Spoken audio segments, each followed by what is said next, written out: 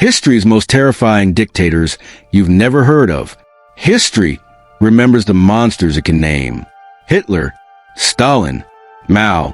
Their shadows stretch across entire generations, symbols of tyranny that still echo through time. But what about the others?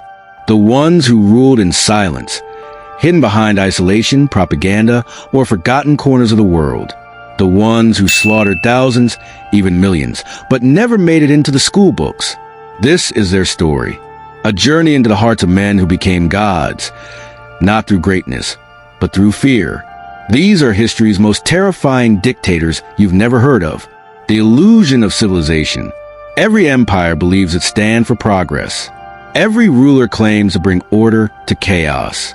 But beneath those promises lie the same old tools: control, fear, and blood.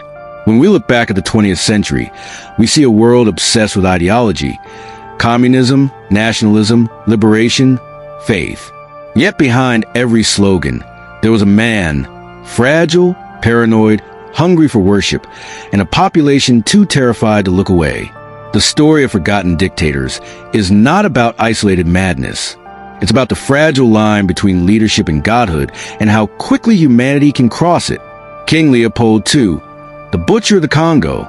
In the late 1800s, the world looked to Africa as the final frontier, a land of riches and opportunity. And one man saw it not as a continent of people, but as a resource to devour. King Leopold II of Belgium, a monarch of a small European country who carved out a personal empire larger than all of Western Europe combined. The Congo Free State. But free was the cruelest word ever used. Under his command, the Congo became a plantation of suffering. Men, women, and children were forced to harvest rubber for European markets. Villages that failed their quotas were burned. Hands were cut off as punishment, proof that bullets weren't wasted. Historians estimate 10 million dead, a genocide hidden behind diplomacy and wealth, carried out not by soldiers, but by businessmen and bureaucrats. And yet, Leopold was celebrated in Europe as a visionary. The world called it progress. The Congo called it hell. When news of the atrocities finally reached Europe, they shocked the public. But not enough. Leopold died rich, unpunished, and honored as a civilizer. Here remains one of history's deadliest men, and one of its most forgotten, Mengistu Haile Mariam, the Red Terror of Ethiopia. The year was 1977. Ethiopia was starving, broken by revolution and drought. Out of that chaos rose a young officer, Mengistu Haile Mariam. He spoke the language of liberation, promising equality, justice, and a new dawn. But his dawn bled red. In his first public act as head of state, Mengistu held a rally in Addis Ababa. Before the crowd, he lifted an empty bottle, symbolizing the old regime, and smashed it to the ground. Then, he raised another bottle filled with red liquid. When it shattered, blood sprayed across the podium. He smiled. The Red Terror had begun. What followed was a campaign of purges and executions that wiped out tens of thousands of Ethiopians, political opponents, students, farmers, anyone accused of counter-revolutionary thought. Corpses lined the streets as a warning. Children disappeared in the night. Entire families were erased. By the time Mengistu fled into exile, 500,000 people were dead. And like so many tyrants, he never faced justice. He lives in comfort to this day, a ghost unpunished, surrounded by silence. Idi Amin, the madman of Uganda. Some dictators hide their madness. Others wear it proudly.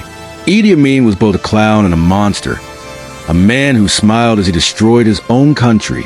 A former soldier with a taste for theater, Amin took power in 1971 and called himself His Excellency President for Life, Lord of all the beasts of the earth. Behind the absurd titles was a reign of terror that claimed over 300,000 lives. He expelled Uganda's Asian population, destroyed the economy, and turned the nation into a stage for his delusions. He would appear in military parades wearing medals he invented, claiming to have beaten the British Empire in boxing. At night, the laughter faded, replaced by screams from the torture chambers of the State Research Bureau. Amin ruled through chaos. His cruelty wasn't strategic. It was personal, unpredictable, and intoxicating.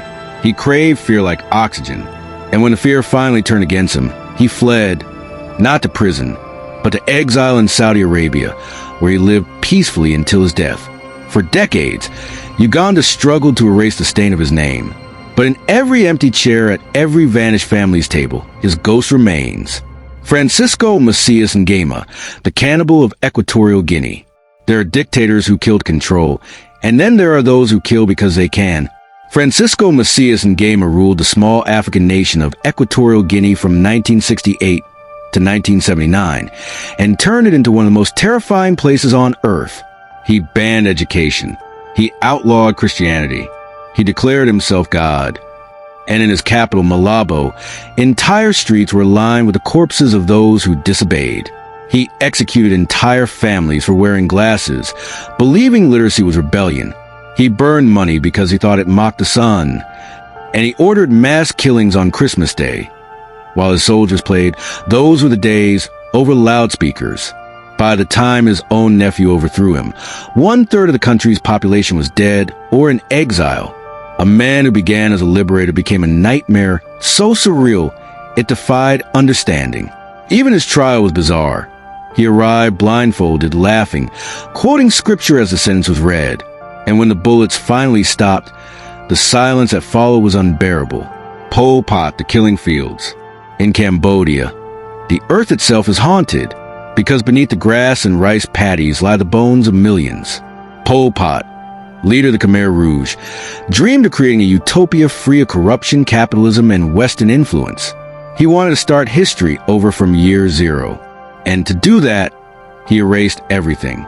Intellectuals, teachers, monks, doctors. Anyone who could read or wore glasses was executed. Cities were emptied. People were forced into rural communes where starvation, disease, and exhaustion replaced bullets. Between 1975 and 1979, nearly 2 million Cambodians died, 1/4 of the population. Pol Pot called it purification. The world called it genocide. When the regime finally fell, he vanished into the jungle unrepentant. His followers said he died peacefully, believing he had saved his country. History knows better. Cambodia still weeps for the ghosts of its children. Enver Hoxha, the iron shadow of Albania. While Europe rebuilt after World War II, Albania became a frozen world under one man's paranoia. Enver Hoxha, a communist revolutionary, ruled for 40 years, turning the tiny Balkan nation into a fortress of fear.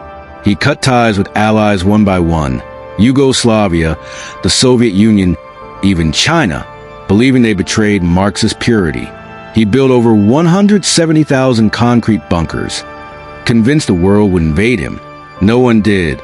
His people lived without religion, without freedom, without trust. Neighbors informed on neighbors. Families disappeared for a whispered dissent. Children were taught that the outside world was evil, a land of lies and corruption. When he finally died, Albania woke from a nightmare of isolation, poverty, and delusion. Even today, his bunkers remain silent, decaying reminders of how fear can shape a nation. Suharto, the quiet executioner some tyrants roar, others whisper. Suharto, who ruled Indonesia for more than 3 decades, was a quiet kind. He didn't need chaos. He controlled it. After seizing power in 1965, he unleashed one of the largest mass killings of the 20th century. Over 500,000 people executed under the guise of eradicating communism. The rivers ran red, but the world looked away. Because Suharto was an ally of the West, a symbol of stability. For 30 years, he maintained his empire, corruption, and silence, smiling for cameras while his people suffered under censorship and fear. When he finally fell from power in 1998, he left behind an economy in ruin and a society scarred by what had been forced to forget. Papa Doc Duvalier, the voodoo tyrant in Haiti, the line between myth and power has always been thin. Francois Papa Doc Duval Eric understood that better than anyone. A physician turned politician, he built his rule on terror and superstition. He claimed to be the earthly incarnation of Baron Samedi, the voodoo spirit of death, and his people believed it. At night, his secret police, the Tana Makut, roamed the streets wearing sunglasses and straw hats. Symbols of the underworld. Anyone could vanish. Entire families disappeared without a trace. And Papa Doc watched from his palace, speaking softly, always smiling. His greatest weapon wasn't a gun, it was belief. He turned faith into control, myth into obedience. Even after his death, people whispered that his spirit lingered in the capital, watching, waiting. For many Haitians, the fear of Papa Doc didn't die. It simply changed form. The legacy of shadows. When we talk about evil, we often look for faces, monsters to name, to hate, to remember. But the truth is darker. Evil doesn't always come dressed in ideology or war. Sometimes it hides behind flags, smiles, and speeches of progress. Sometimes it rules quietly through fear, silence, and the rewriting of memory. History's forgotten dictators remind us that cruelty isn't confined to the famous. It lives wherever power goes unchecked, wherever people surrender truth for comfort, and wherever fear becomes normal. 10 names, 10 nightmares. But they share the same truth. No one wakes up a tyrant.